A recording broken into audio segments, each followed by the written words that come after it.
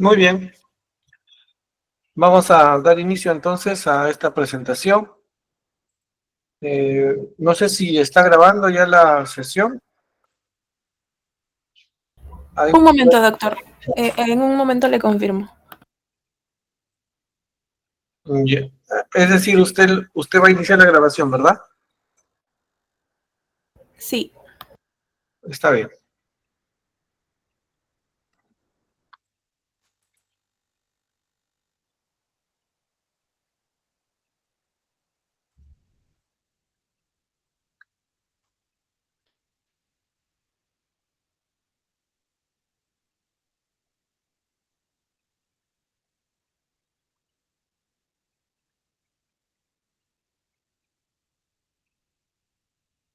Listo, profesor, ya puede comenzar con la clase. Ya se está grabando. Muchas gracias.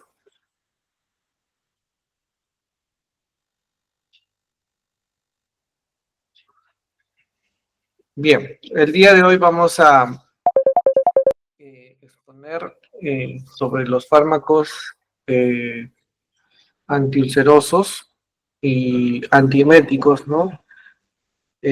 Usados en gestación. Bueno, eh,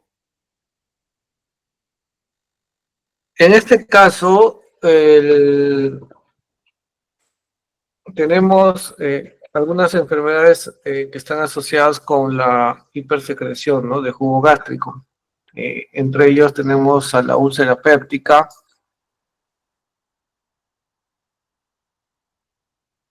al síndrome de Zollinger-Ellison, ¿no? Hay infecciones por el Helicobacter pylori, a la enfermedad de reflujo gastroesofágico y también a la úlcera relacionada al estrés, ¿no? Que no esté exento de cualquier estado, o es decir, en cualquier condición.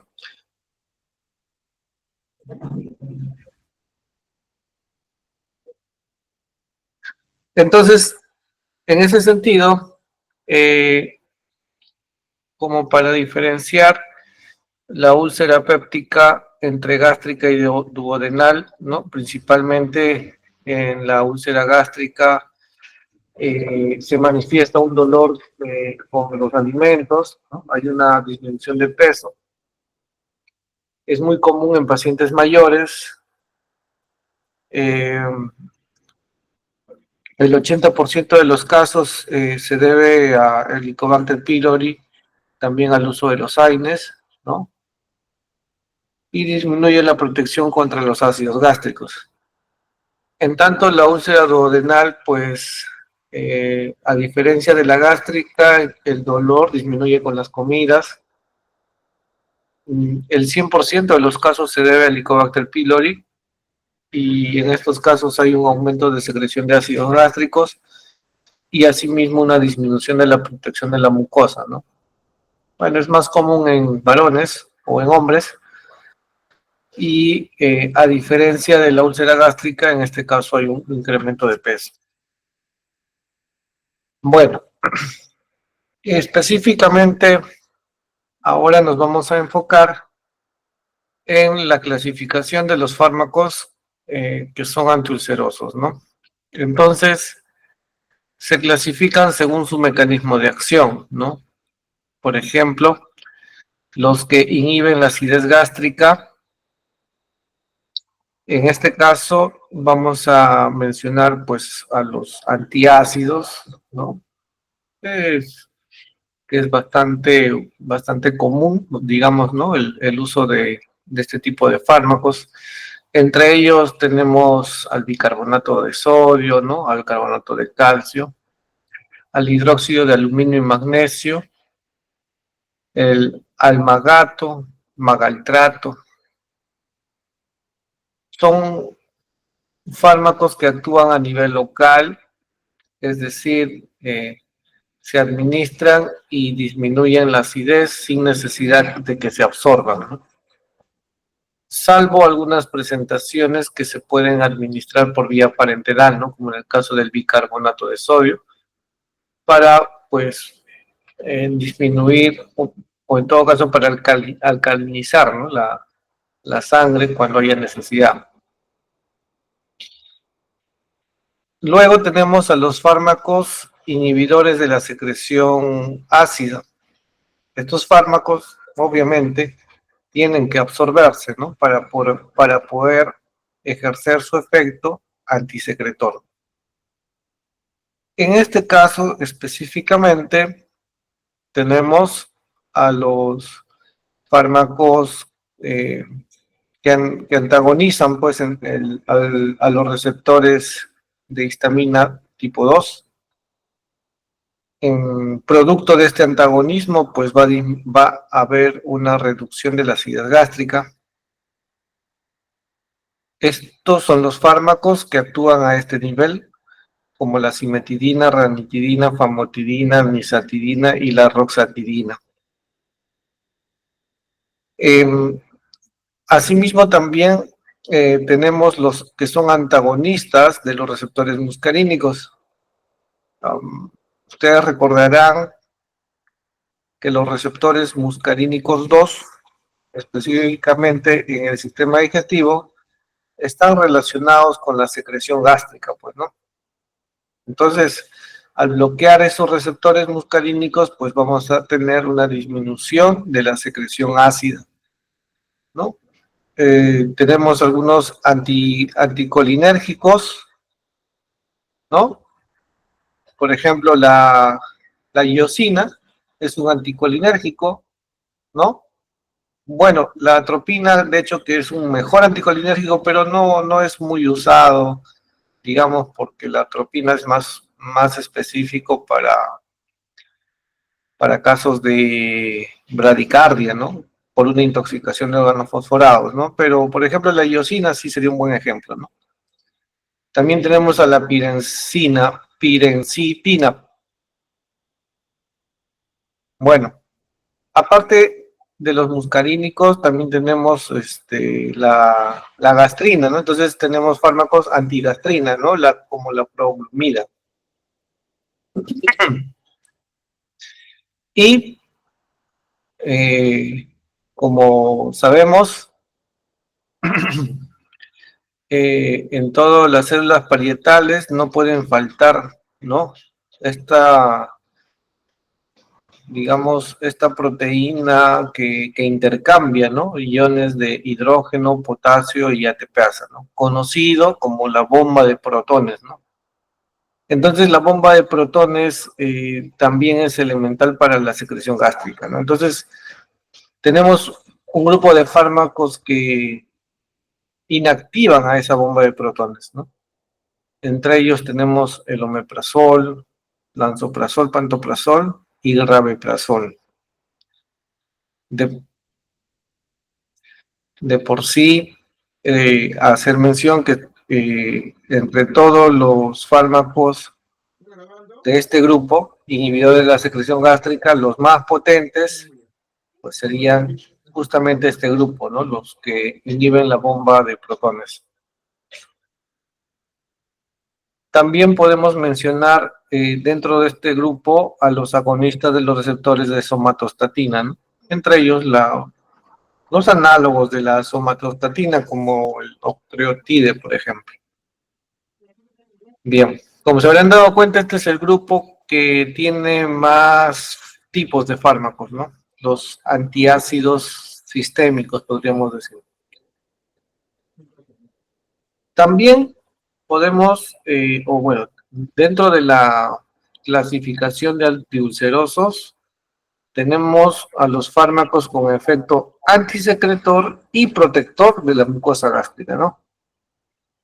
Entonces, acá mencionamos a los prostaglandinas, ¿no?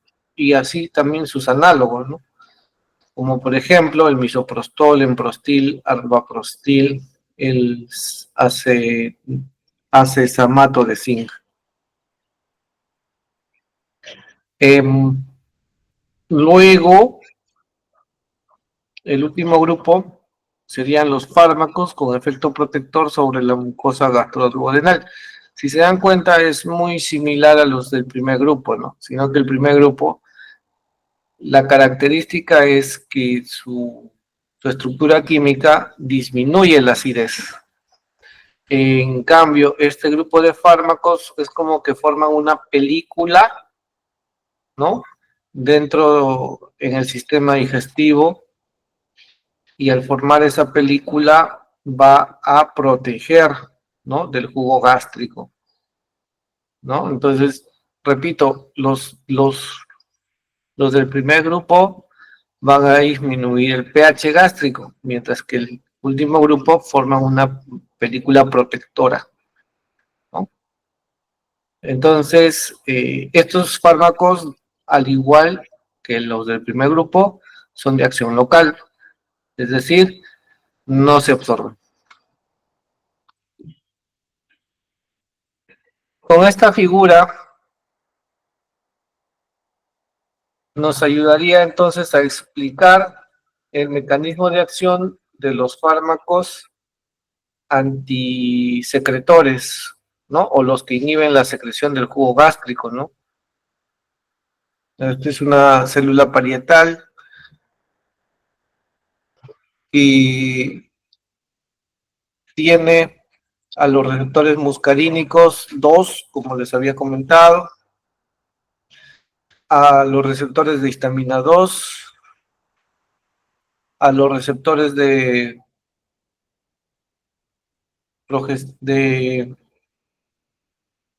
de hormonas, también están los muscarínicos 1.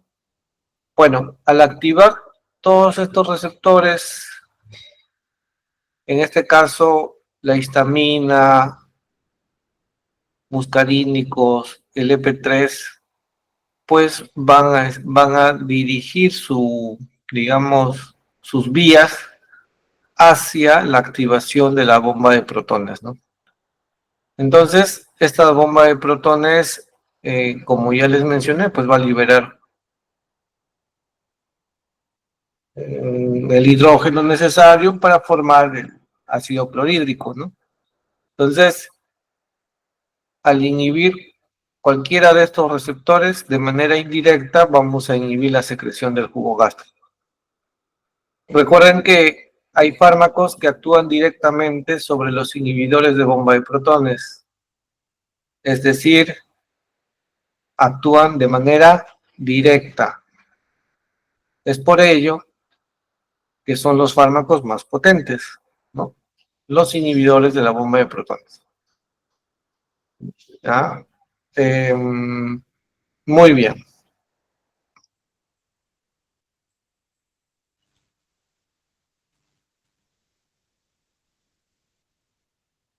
En primer lugar, tenemos a los fármacos que inhiben la secreción ácida, ¿no?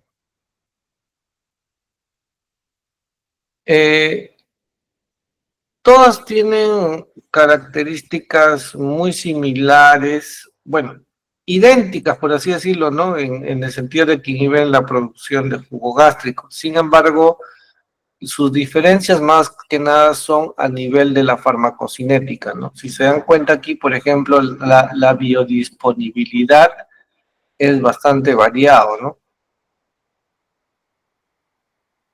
Noten que entre los inhibidores de la bomba de protones, que serían los 4 primeros, el pantoprazol tiene mayor biodisponibilidad, mientras que el omeprazol es el que tiene menor biodisponibilidad. Del mismo modo, los fármacos que inhiben la secreción ácida mediante la inhibición de la histamina 2, noten ustedes que la roxatidina presenta mayor biodisponibilidad. En tanto, la famotidina es la que presenta menor biodisponibilidad. Es característica de cada fármaco y que esto se va a adecuar a la necesidad del paciente luego de una evaluación médica. En algunos casos se necesitará que tenga mayor biodisponibilidad porque de repente su grado o el nivel de úlcera pues lo amerita, ¿no? Entonces, y además es el hecho también de que permite que las biodisponibilidades se acomoden a los horarios en los cuales el paciente puede tomar el medicamento, ¿no? Un aspecto importante que debemos tener siempre en cuenta es su capacidad de fijación a proteínas plasmáticas. Esto no solamente en este caso, sino en todos los fármacos. Fíjense, por ejemplo, el pantoprazol tiene una capacidad de unión a proteínas plasmáticas del 98%. ¿Eso qué quiere decir? Que solo el 2% es capaz de poder ejercer un efecto farmacológico. O sea, solo el 2% está disponible para inhibir la bomba de protones.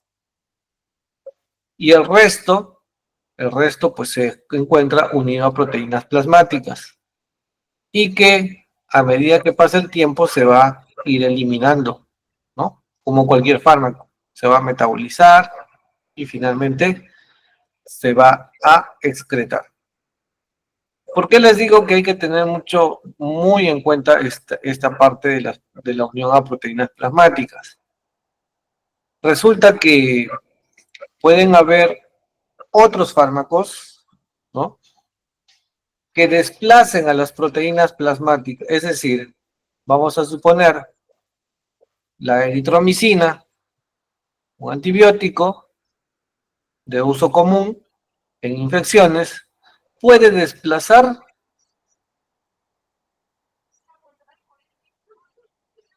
de la unión de proteínas plasmáticas. Quiere decir, ese 2% va a aumentar a un 10%. Entonces, la inhibición de bomba de protones será mucho mayor. Y en consecuencia, pueden haber mayores efectos adversos. Incluso podría llegar a haber toxicidad. Entonces, con esto, por eso les había mencionado que la fijación a proteínas plasmáticas debe ser un parámetro que siempre verifiquemos en todos los fármacos a fin de evitar o prevenir, ¿no?, posibles interacciones con medicamentos o también puede ser con alimentos, ¿no?, que desplazan a las proteínas plasmáticas. Asimismo, también el estado, ¿no?, la edad del paciente, el estado del paciente también va a jugar un papel importante en su capacidad de unión a proteínas plasmáticas.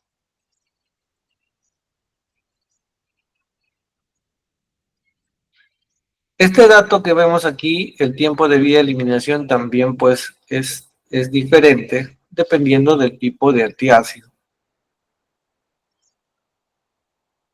Entonces, el tiempo de vida media nos va a dar una idea, ¿no?, de cuánto es el tiempo de eliminación de los fármacos. Recuerden que en la clase de farmacocinética les mencionamos que el tiempo aproximado en el que el 96% del fármaco se elimina son 4 tiempos de vida media. Entonces, si este fármaco tiene 2 horas de tiempo de vida media, si lo multiplico por 4, entonces su tiempo de eliminación a un 96% es de 8 horas, ¿no? Entonces, en función a eso, al tiempo de eliminación y la concentración de plasmática en sangre, los fármacos se dosifican. La dosificación, pues como bien sabemos, ya viene predefinida o preestablecida, ¿no? Sin embargo, pueden haber variaciones en dosificación considerando el estado que puede variar a las proteínas plasmáticas, la función de los órganos, etcétera. Bien, entonces, más que nada eso para que recordemos la importancia de estos parámetros y puedan observar pues los diferentes antiácidos, cómo varían sus tiempos de vida media, ¿no? Las vías de administración, bueno, todas, sin excepción, se administran por vía oral y algunas, de manera excepcional, tienen por vía parenteral, ¿no? Todas se metabolizan a nivel hepático, sin excepción, y la eliminación, en su gran mayoría, es pues por la orina, ¿no? En el caso del lansoprazol, tiene mayor porcentaje de eliminación por vía biliar, ¿no? Bien. Específicamente ya refiriéndonos a los fármacos antiácidos que inhiben el, la histamina 2 o bloquean los receptores de histamina 2, tenemos a estos dos que son los más conocidos, ¿no? A la ranitidina y a la famotidina. De hecho que el más usado es la ranitidina. Sin embargo, en el año 2019 hubo un comunicado de parte de la OMS en el cual se informó la presencia de este compuesto químico, el NDMA, ¿no? La N-nitroxidimetilamina. Este compuesto es un compuesto cancerígeno, o es decir, produce cáncer, y que está presente en la ranitidina. Claro que en condiciones mínimas, y de hecho que tiene también, pues, como digamos, como requisito para aprobar un lote de ranitidina debe tener pues una cantidad máxima, ¿no? El tema es que en muchos lotes de ranitidina se encontró en exceso esta impureza, ¿no? El MDA. De ahí que la OMS mandó una alerta, ¿no? Para que todos los fabricantes garanticen, ¿no? El, la, digamos, que el fármaco no tenga estos compuestos químicos. Desde ahí, entonces, desde este momento, ya no se recomienda para gestantes, ¿no? En todo caso, el fármaco alternativo vendría a ser la famotidina para uso en gestantes, ¿ya? Ya esto es un dato reciente, 2019, ¿no? A raíz de ese comunicado. Bueno, entonces, ambos fármacos son de indicación para el tratamiento de úlcera gástrica, síndrome de Zollinger-Ellison y también para reflujo gastroesofágico, ¿no? La dosis que aquí pueden ustedes observar es de la famotidina, por si acaso, ¿ya? 20 a 40 miligramos vía oral, ¿no? 2 veces al día. En el caso de la ranitidina, es 300 miligramos una vez al día, o en todo caso 150 miligramos cada 12 horas. Bueno, cual sea fuera, ranitidina o famotidina deben administrarse en ayunas. Es decir, antes de los alimentos. En el caso de la última dosis, ¿no? Se recomienda que sea lo más tarde posible, ya que de acuerdo al ritmo circadiano, ¿no? Entre la 1 o 3 de la mañana, pues hay una liberación de jugo gástrico en nuestro estómago. Entonces, la idea de la última dosis ya sea de ranitidina o famotidina, es inhibir la acidez gástrica, ¿no? De ese horario. Por eso es que la última dosis tiene que ser prácticamente cuando ya vas a ir a descansar, ¿no?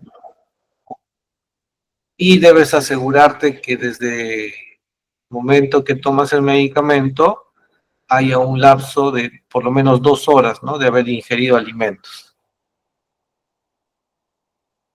Bueno, referente a los eventos adversos de estos fármacos, pues vamos a encontrar que son capaces de inhibir la citocromo P450.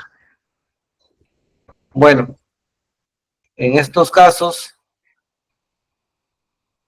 la cimetidina es la que tiene mayor capacidad de inhibición de esa enzima. Le sigue la ranitidina y en último lugar está la famotidina. Tenemos también bloqueo de receptores androgénicos, lo cual puede generar ginecomastia, ¿no? De igual forma, la cimetidina es el que tiene mayor efecto androgénico, perdón, mayor efecto del bloqueo de receptor androgénico, ¿no? Y en último lugar está la famotidina. También van a ser característicos los dolores de cabeza, el estreñimiento, en algunos casos diarrea, dolor estomacal y vómitos, ¿no? Estos fármacos interfieren con el metabolismo de otros fármacos, ¿no? Por ejemplo, producen la inducción enzimática de la warfarina, la teofilina.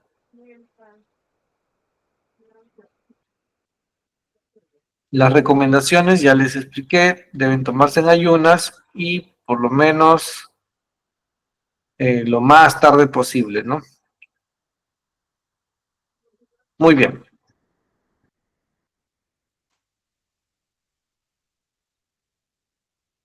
Bueno, con respecto al omeprazol o lansoprazol, como ya mencionamos, son fármacos que inhiben la bomba de protones. Definitivamente estos no son seguros en gestantes. No se recomienda el uso en gestantes, ¿no? Están en la categoría C, salvo un riesgo-beneficio, cuando pues, por ejemplo, es que en realidad para gestantes la primera línea son los antiácidos locales, ¿no? Bueno, vamos a verlo más adelantito, ¿no?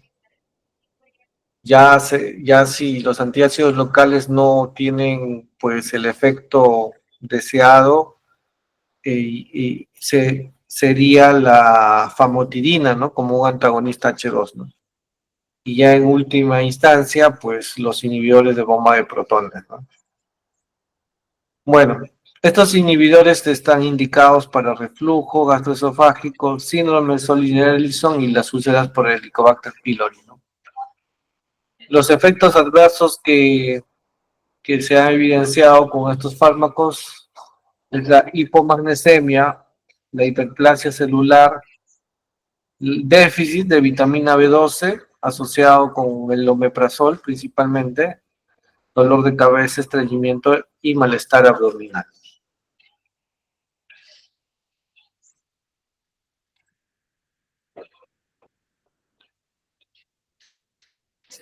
Como habíamos mencionado, los antiácidos tienen una acción local, es decir, ya habíamos indicado, ¿no? Que hay antiácidos y protectores de mucosa gástrica, ¿no? En este caso, ambos son de acción local. Como ustedes pueden observar aquí, los antiácidos pues van a ayudar a la neutralización, ¿no? Del ácido clorhídrico, ¿no? Produciendo compuestos con pH más elevado, ¿no? Y por lo tanto, pues se va a ver protegido el sistema digestivo, ¿ya? Entonces, uno de los fármacos que es bastante común en el uso de gestantes es el hidróxido de aluminio más hidróxido de magnesio. Es decir, es una combinación de ambos compuestos. Quizás la marca más conocida es el Milanta, ¿no? Entonces, el aluminio, por su parte, tiene una reacción lenta, puede generar estreñimiento, deficiencia de fósforo, osteopenia y retención de aluminio. En tanto, el magnesio es de inicio rápido y puede ocasionar hipermagnesemia o diarrea, ¿no? Ambos se complementan, ¿no? El magnesio acelera la motilidad gástrica, mientras que el aluminio disminuye la motilidad gástrica, ¿no? Entonces, eso es el principio por el cual se usan estos dos compuestos, ¿no? Y estos fármacos, o este fármaco, o este compuesto, es el de primera línea en el caso de la de presentar una gestante, pues, acidez estomacal. Ya mencionamos anteriormente, si se da el caso que no es suficiente, pues luego de la evaluación médica pueden usar los antihistamínicos tipo 2 o ya en última instancia los inhibidores de la bomba de protones. Estos fármacos, como son de acción local, ¿ya? Entonces van a tener interacciones locales. Por ejemplo, van a formar compuestos con la tetraciclina. Quiere decir, si el paciente está tomando toma el antiácido y de inmediato toma un antibiótico, como en el caso de la tetraciclina, se van a formar compuestos, ¿no? Compuestos quelados que prácticamente ya no van a ser absorbibles y se van a eliminar en el tracto digestivo. Y por lo tanto, el paciente o la paciente no se va a ver beneficiada por la acción de la tetraciclina como antibiótico.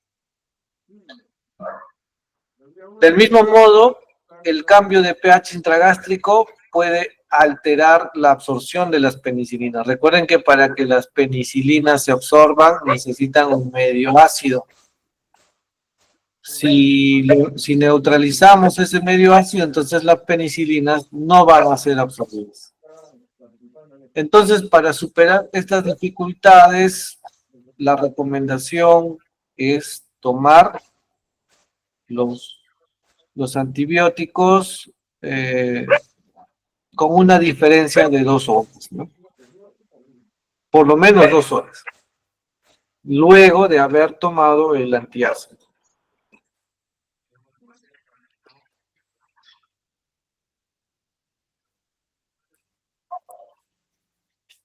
El sucralfato, como ya habíamos mencionado, a diferencia del Milanta, estos fármacos lo que van a hacer es proteger a la pared gastrointestinal, ¿no? Entonces es un gel adherente, ¿no? Y esta adherencia ocurre pues a un pH de menor a 4, o sea, ideal para una persona con gastritis, ¿no? Y además, este gel adherente va a permitir una protección de incluso mayor de 6 horas. Y en gestantes es considerado dentro de la categoría B. En otras palabras, puede ser también una alternativa, ¿no? Si es que los antiácidos más o en otras palabras, el antiácido más usado, como el Vilanta, no hay efecto, entonces la alternativa sería pues el sucralfato, ¿no? Sin embargo, presenta o puede ocurrir eventos adversos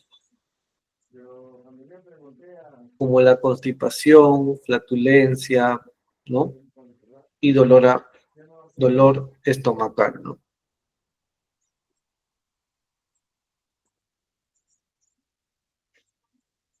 Bueno, recuerden que como fármacos antiácidos también podemos considerar a los análogos de las prostaglandinas, ¿no? Como en este caso al misoprostol, que es un análogo de la prostaglandina E1.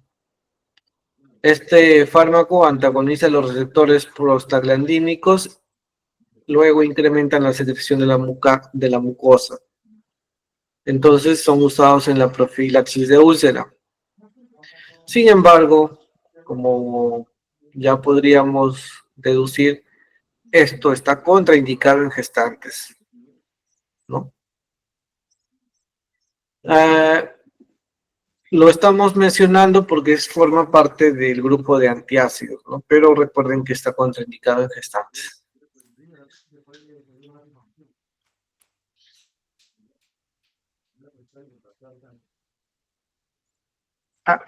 En esta figura y tabla muestro al subsalicilato de bismuto o bismuto subsalicilato, ¿no?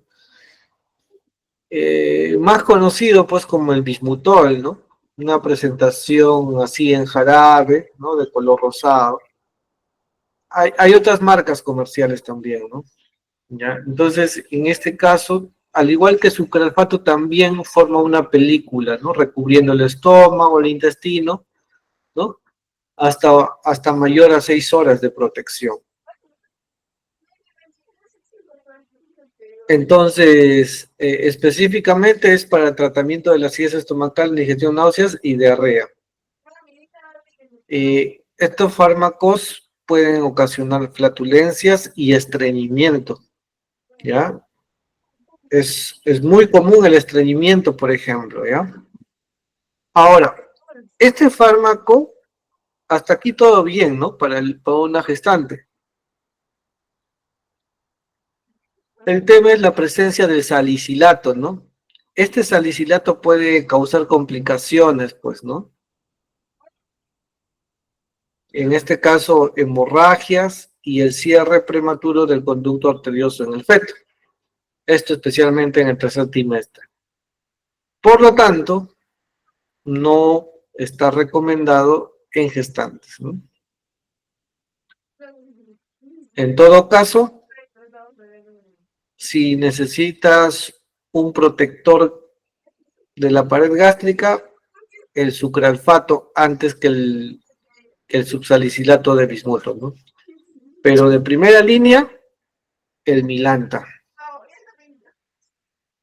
Si no te ayuda, entonces famotidina y Milanta. Y en última instancia, el lansoprazol sería en todo caso, ¿no? Que es menos, digamos, más adecuado para una gestante, ¿no? El lansoprazol. Muy bien.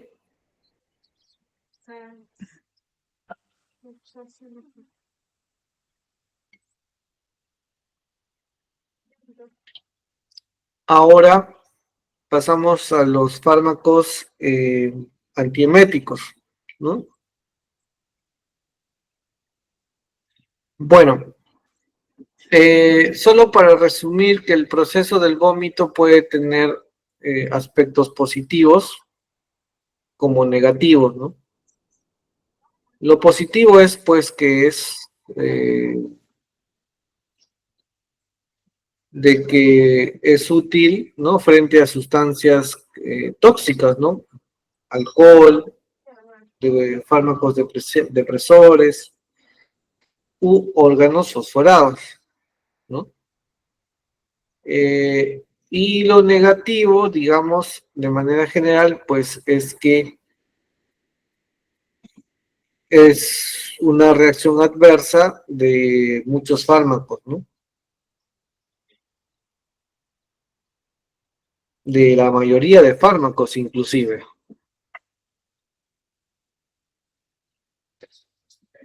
Bueno, en esta parte, eh,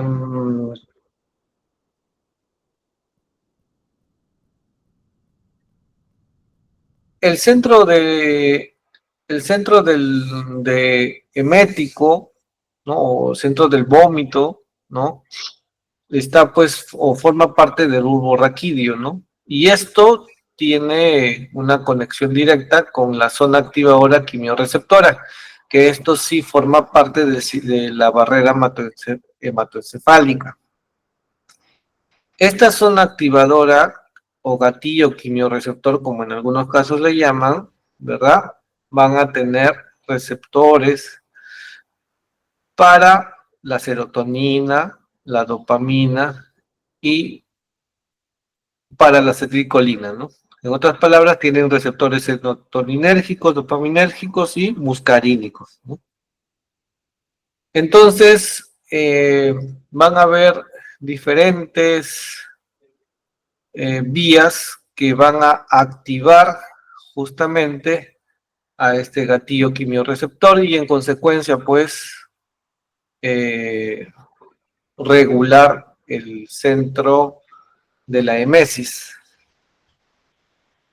Entonces, en este caso, podemos mencionar a las vías aferentes vagales o, en todo caso, simpáticas, ¿no? Fíjense cómo la activación del vago directamente, por ejemplo, a nivel estomacal, cuando se ingiere alguna sustancia, por ejemplo, un órgano fosforado, ¿no? Suponiendo que va a aumentar el peristaltismo, ¿no? Entonces, esto a nivel del vago va a liberar más acetilcolina y la acetilcolina directamente va a ir a esta zona y va a encontrar al receptor muscarínico 1 y eso va a activar al centro de la emesis, ¿no? De igual forma, ¿no? La serotonina que se libera se va a ir directamente al núcleo del tracto solitario, ¿no? Se va a sus receptores serotoninérgicos y de aquí directamente activa al centro emético, ¿no? Eh, También tenemos vías aferentes, glosofaringeas y trigeminales, ¿no? Como lo que ocurre con la faringe, que también van a activar directamente al núcleo del tracto solitario.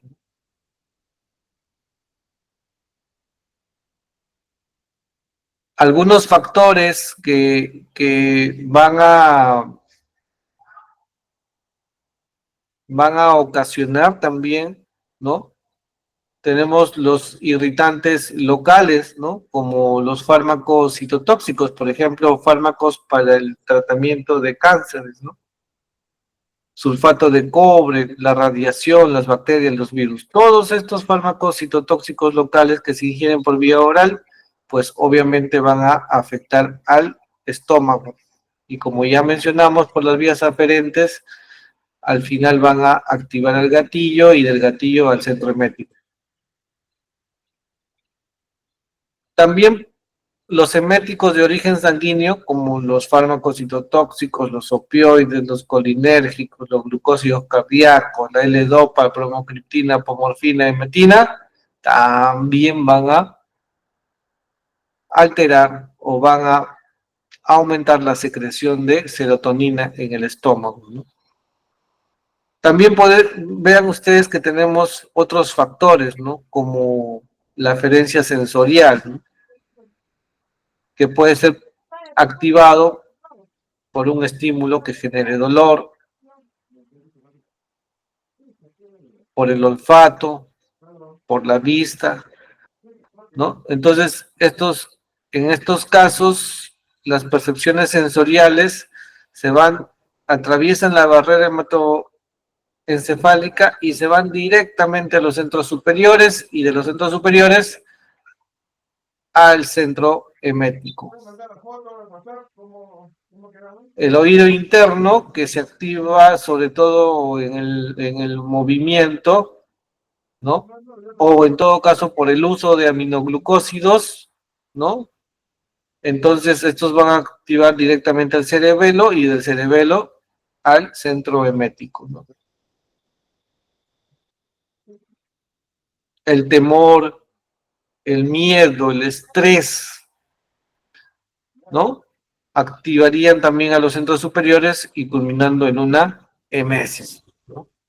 Entonces, vean ustedes todos los factores que van a estar involucrados, ¿no? Involucrados en la producción de mesis, ¿no?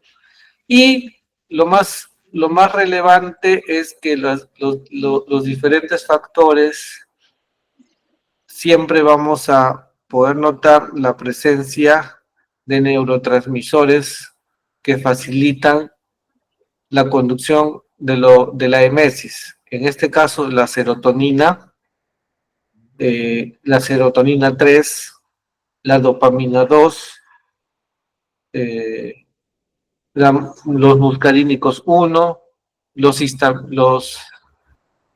la histamina 1, ¿no? O sea, son muy usuales. Entonces, chicos, aquí prácticamente la farmacología para la emesis se resume en bloqueo de estos receptores, ¿no? Que recepcionan, por así decirlo, a sus neurotransmisores y de esa manera previenen la emesis. Muy bien. En este contexto, entonces, podemos mencionar a los fármacos antieméticos. Un momento, por favor, chicos.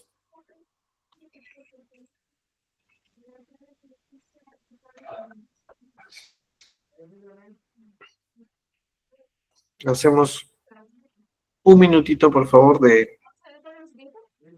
para poder recuperar el habla.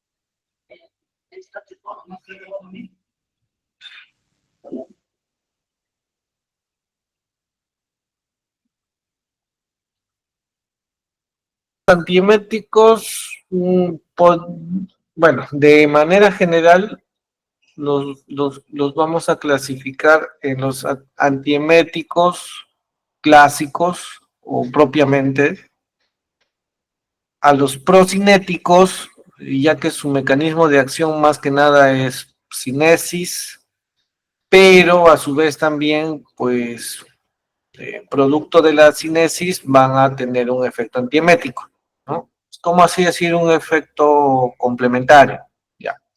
Por eso que también están en este grupo general. Y tenemos las situaciones especiales, ¿no? En el primer caso tenemos los antieméticos, los tipo antihistamínicos H1.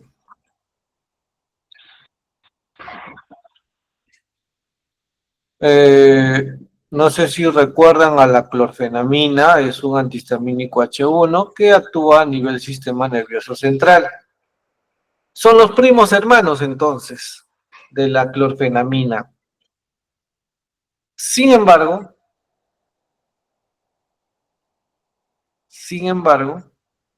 pues van a presentar un efecto antiemético más que nada por su capacidad de inhibir a los,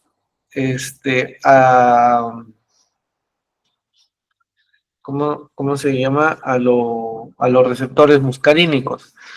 Entonces tenemos en este caso a la doxilamina, a la ciclicina y al famoso dimenhidrinato. Que por cierto el dimedrinato entre todos sería el menos recomendado, el más usado en gestantes es la doxilamina, ¿no? Como anticolinérgicos, ¿no? Tenemos a la iosina, más conocido como la escopolamina. Tenemos a los antagonistas de la serotonina tipo 3, como el ondansetrón, granisetrón, dolacetrón. También tenemos a los antagonistas de los receptores de dopamina 2, como la proclorperacina, clorpromacina y la metroclopramida. Estos se caracterizan porque son antagonistas de 2 a nivel del sistema nervioso central. ¿Ya? La domperidona también es un antagonista de 2, pero se caracteriza porque principalmente es un antagonista a nivel digestivo. Dentro de los procinéticos tenemos a las benzamidas sustituidas o conocidos como la metroclopramida. Aquí, si se dan cuenta, nuevamente aparece la metroclopramida, y es que la metaclopramida es un agonista procinético y a su vez también es un antagonista de 2, ¿no? ¿Ya? Esa es la particularidad de la metoclopramida, que tiene doble mecanismo. De igual forma, las fenotiacinas, como la domperidona, también tiene doble mecanismo. Tenemos los agonistas de la serotonina 4, como la cisaprida, para casos de gastroparesia, y los análogos de somatostatina, ¿no? Como el octreotido.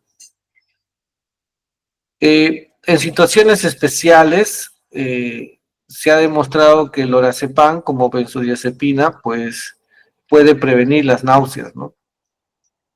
Los cannabinoides, ¿no? Como el dronabidol, son también antieméticos, pero principalmente luego de una quimioterapia, ¿no?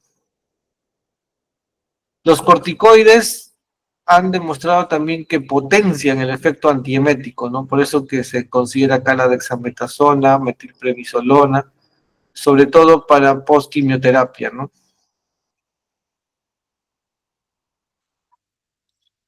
Muy bien. Entonces, los antihistamínicos H1, su mecanismo de acción, pues ya era de esperarse, es un antagonista a los receptores H1 propiamente. Tiene un efecto adverso que es por acción de la antihistamínica, bueno, en otras palabras, la sedación, la somnolencia es porque produce acción antihistamínica en el sistema nervioso central, ¿no? Por otro lado, tenemos los anticolinérgicos, como ya mencionamos aquí, la iosina, por ejemplo, bloquean los receptores muscarínicos 1, ¿no? Por ende, pues va a impedir la acción de la acetilcolina. Estos están indicados en la cinetosis y dolencias vestibulares y postoperatorio.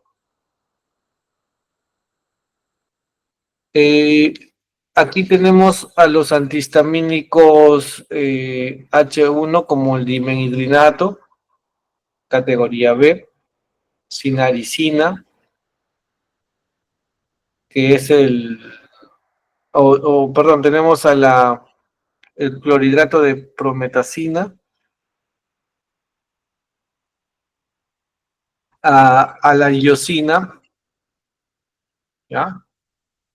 La iosina, ojo, en realidad también es un antihistamínico H1, pero a su vez también tiene un efecto anticolinérgico, ¿no? En este caso, la iosina más que nada destaca por su efecto anticolinérgico, por eso que está del lado de los anticolinérgicos. Pero repito, no se descarta de que también tiene efecto anti-H1. Entonces, en ambos casos, como estos fármacos atraviesan la barrera hematoencefálica, van a producir somnolencia, visión borrosa, sequedad bucal, así como de las mucosas, retención urinaria, bradicardia, confusión mental, alucinaciones y alteración del equilibrio.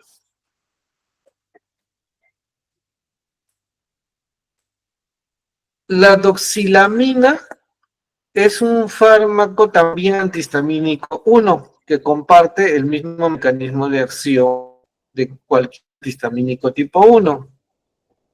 Entre todos es el que ha mostrado mayor seguridad en instantes. Se absorbe muy bien, ¿no? Por vía oral, tiene una buena biodisponibilidad. La absorción es rápida, por lo tanto el efecto se puede apreciar a partir de los 30 minutos, en el rango de 30 minutos y 60 minutos. La mayor parte de este fármaco se metaboliza en el hígado. Como saben, en el hígado los fármacos se hacen hidrosolubles para finalmente ser eliminados por vía renal, ¿no? Bueno, como es un antihistamínico H1, pues va a producir sedación, ¿no? Sequedad de la boca, visión borrosa, estreñimiento, retención urinaria, ¿no? Y como ya mencionamos, entre todos los antihistamínicos 1, como antiemético, es el más seguro. Vamos a ver más adelante que se complementa con la piridoxina, ¿no? Y ambos van a ser, pues, digamos, una sinergia para potenciar el efecto antiemético, ¿no? La doxilamina, por su lado, inhibe la histamina 1 y la piridoxina, por su lado, actúa pues retrasando o degradando los neurotransmisores que son responsables de la emesis, ¿no? ¿Ya? Entonces, una vez más, reitero, la doxilamina es el antiemético de primera línea de gestantes, ¿no? Luego tenemos a la metoclopramida. En este caso, la metoclopramida está en la categoría B. Pero ya es de segunda línea, ¿no?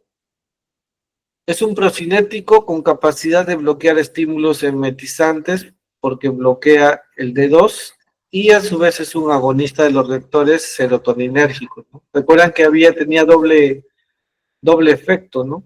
D2 a nivel central y a nivel digestivo es un agonista 5-HT4. Este fármaco se absorbe bien por vía oral, ¿no? Tiene una buena distribución, eso hace de que este fármaco, digamos, no sea propenso a procitoxicidad. El tema es que cruza la barrera hematoencefálica, ¿ya? Y al cruzar la barrera hematoencefálica, obviamente es un fármaco que puede generar eventos adversos ya conocidos, ¿no? Náusea, perdón, somnolencia, ¿no? Su metabolismo es hepático, tiempo de vida media oscila de 5 a 6 horas, se elimina por vía renal, puede atravesar la leche materna, ¿no? Y se puede administrar tanto por vía oral como por vía intramuscular. Sus efectos adversos son más que nada por su acción a nivel del sistema nervioso central, ¿no? Ansiedad, depresión, nerviosismo, insomnio, confusión, desorientación y alucinaciones.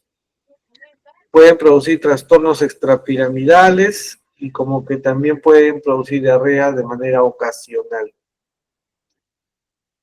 Están indicados para trastornos de la motilidad del tracto gastrointestinal alto, control del vómito por radioterapia, quimioterapia y vómitos en embarazo, luego de operaciones, migraña o por fármacos que no sean citotóxicos. Repito una vez más, la metoclopramida vendría a ser ya una segunda opción. Si es que no funciona bien la doxilamina, entonces la metoclopramida sería la siguiente opción. Luego podemos mencionar como antiemético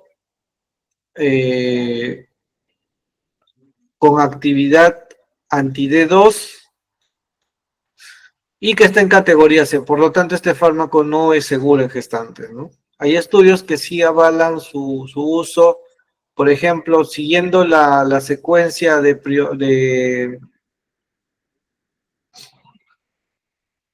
o siguiendo la línea de prescripción, primero es los anti-H1, doxilamina, luego metoclopramida y después recién la domperidona, ¿no? Ya es cuando no hay efecto con los anteriores. Bueno, este fármaco no atraviesa la barrera hematoencefálica, por lo que no induce a sedación ni movimientos involuntarios, ¿no? Su tiempo de vida media es de 7,5 horas, su metabolismo es hepático y se puede administrar por vía parenteral y rectal. Ojo con la reacción adversa. Este fármaco ha demostrado que puede generar arritmia ventricular, ¿no? Específicamente aumento del intervalo QT, ¿no? Esto se puede observar en los electrocardiogramas. Por lo tanto, la Digemid en nuestro país, ¿no? En el año 2014 ha lanzado, ¿no? Justamente restricciones, ¿no? Para la prescripción y el uso de la domperidona, ¿ya? Estos fármacos se indican pues en vómitos por migrañas, en pancreatitis, disminorrea, dispepsias. En vómitos por citotóxicos, su efecto es equivalente a la metoclopramida, ¿no?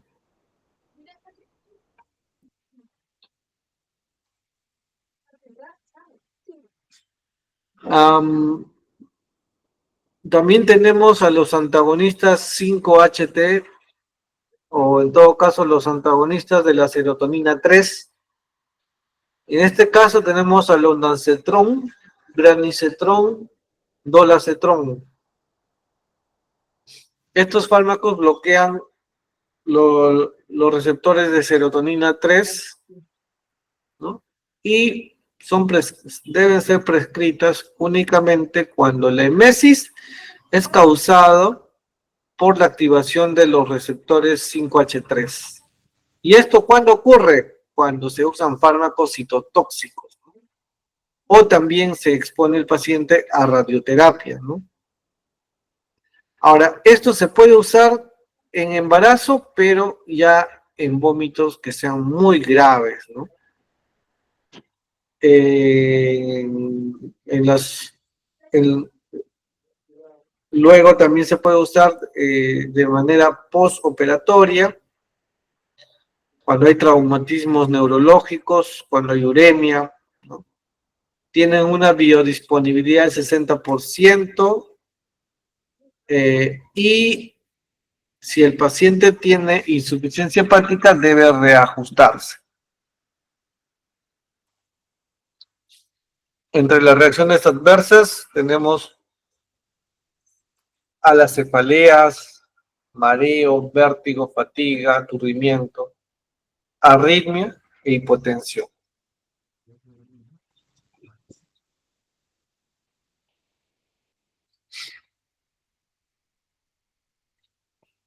Bueno, también voy a mencionar otros fármacos antieméticos, aunque, pues, de hecho que están contraindicados en gestantes, ¿no? Pero son fármacos también que pueden ser usados en una emesis bastante severa, ¿no? Por ejemplo, los cannabinoides, como el tronabidol y nanavidona, van a disminuir los vómitos inducidos por quimioterapia. De hecho, que no son fármacos de primera línea porque tienen pues reacciones adversas como disfonía, alucinaciones, sedación y vértigo.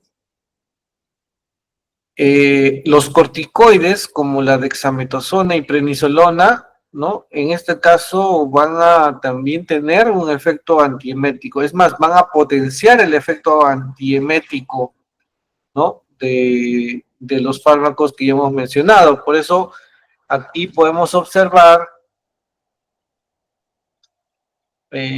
algunas combinaciones que se han demostrado un aumento en la eficacia, ¿no? Por ejemplo, tenemos el ondansetrón con dexametasona.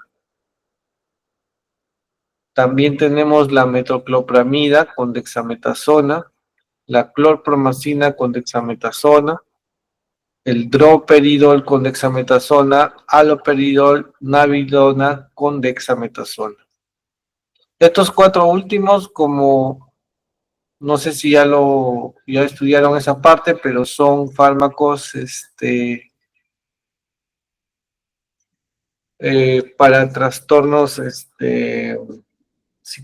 psicóticos, pero que tienen efecto antiemético, ¿no? Entonces, cuando hay una emesis bastante fuerte, pueden ser usados, ¿no? Y más bien para reducir su efecto, pues se adiciona dexametasona porque va a potenciar justamente el efecto antiemético.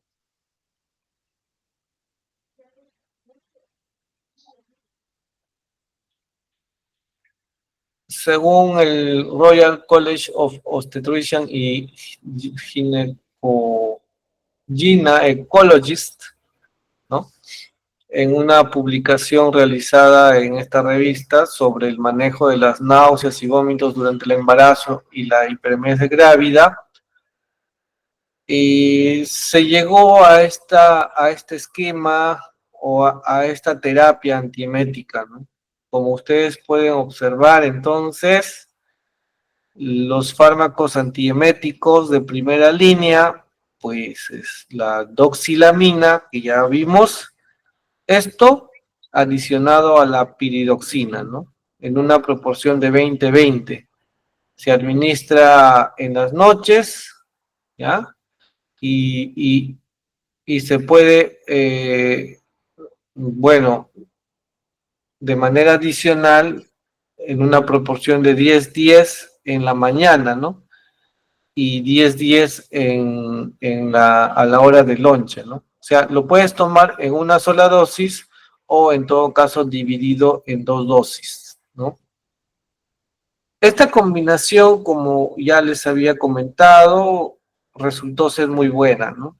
Aquí tenemos un estudio clínico publicado en PLAS ONE, donde la doxilamina y la piridoxina fueron evaluados en las náuseas y vómitos en el embarazo, ¿no? Esto fue un ensayo aleatorizado y controlado con placebo. En este estudio se demostró pues que esta asociación controló mejor las náuseas en gestantes, ¿no? Entonces, a partir de acá, del año 2018, pues existe la evidencia para el uso de estos fármacos de primera línea, ¿no? Ahora, también dentro de las primeras líneas están la ciclicina, ¿no? La proclorpremacina, la prometacina, la clorpromacina, que son fármacos antipsicóticos, ¿ya? Pero que han demostrado cierta seguridad. Sin embargo, por sus características quizás de generar dependencia, pues si se desestima, o en todo caso, si no hay un buen manejo con la doxilamina y piroxina, entonces la segunda línea viene a considerarse, ¿no? En este caso podemos observar que está la metoclopramida, la cual se administra en una dosis de 5 a 10 miligramos, ¿no? Por vía oral cada 8 horas, o también puede ser por vía parenteral, ¿no? La domperidona, ¿no? 10 miligramos cada 8 horas, y el ondansetron, ¿no? 4 miligramos cada 8 horas o 8 miligramos cada 12 horas, ¿no? Y ya en la tercera línea está pues la prednisolona, ¿no? Y que puede ser adicionado a cualquiera de estos fármacos, ¿no? Principalmente como vimos acá, bueno, en este caso nos menciona la dexametasona, pero también puede ser reemplazado por prednisolona, ¿no? Con ondansetron, prednisolona con metoclopramida y con cualquiera de los otros fármacos, ¿no? Entonces, aquí la dexametasona o prednisolona, como nos dice la guía, puede ser usado, ¿no? En este caso es la prednisolona, ¿no? De 40 a 50 miligramos. Recuerden que esa dosis va a ser suficiente para potenciar el efecto antiemético.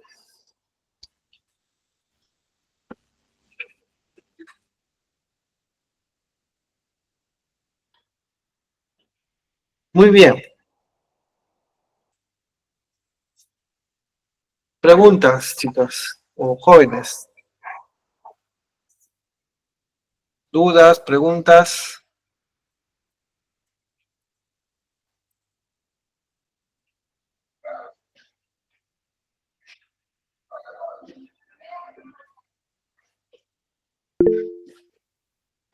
Belén.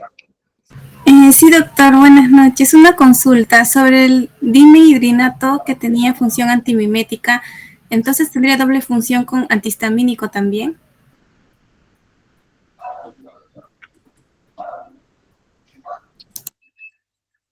El dimenhidrinato en este caso lo hemos visto como antiemético. Y sí, también tiene un efecto antihistamínico. Ah, ok, profesor, gracias.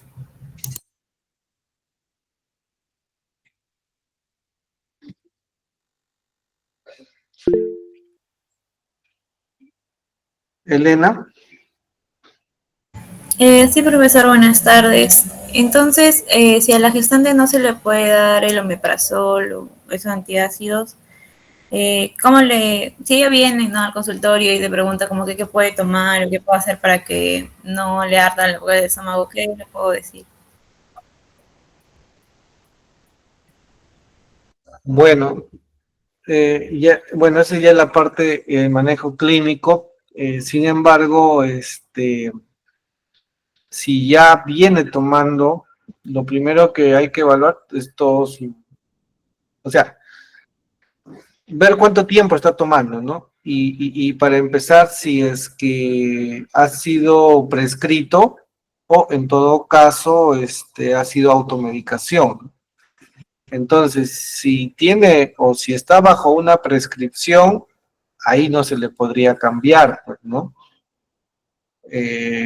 Pero si es una automedicación, ahí sí, ¿no? Tendrían que conversar en primer lugar que pues no es lo adecuado automedicarse y en todo caso que desde este momento ustedes les van a sugerir o en todo caso le van a prescribir, ¿no?, el medicamento adecuado, ¿no?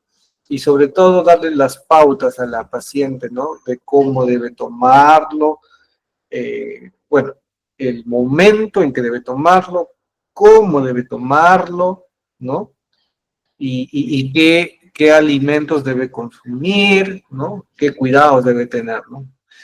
Cuando de por medio hay una explicación clara y precisa, entonces el paciente también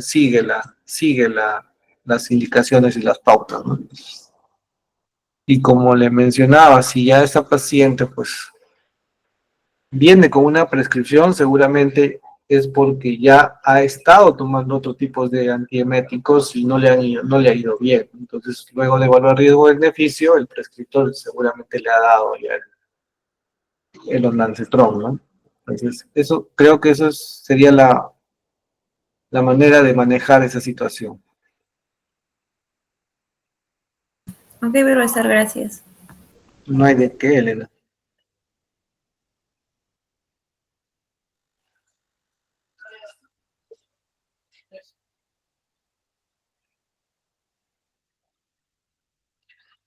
Muy bien, chicas. No sé si hay alguna otra pregunta, duda.